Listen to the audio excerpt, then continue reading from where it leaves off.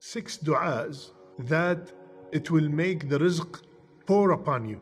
The first dua, Allahumma akthir mali wa waladi wa barik li fima a'taytani.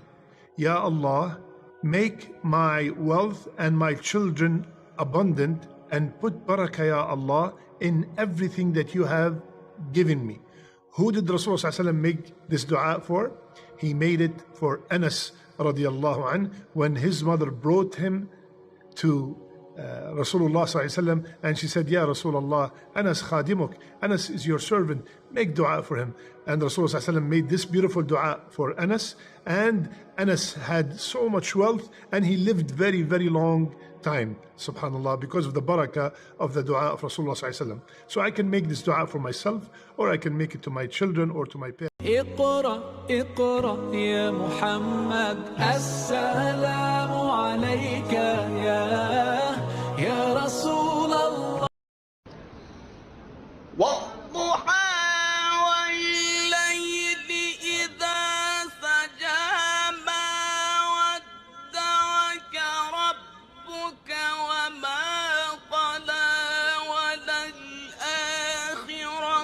خير لك من الأولى ولسوف يعطيك ربك فترضى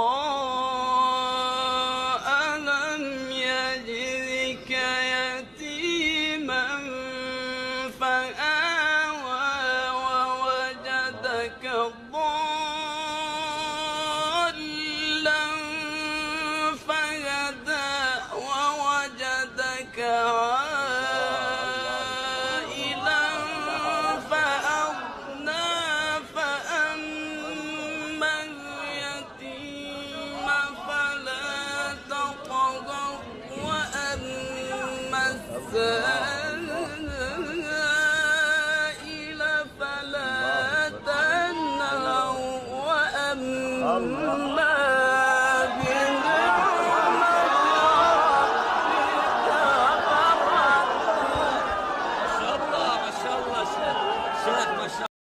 पागल पागल कहते हो यार का मैं हूँ दीवाना पागल पागल कहते हो यार का मैं हूँ दीवाना क्यों पागल पागल कहते हो यार का मैं हूँ दीवाना तुम भी पागल हो जाओ जब देख लो रुए जाना ना जब से मिली दीवानगी क्यों पागल पागल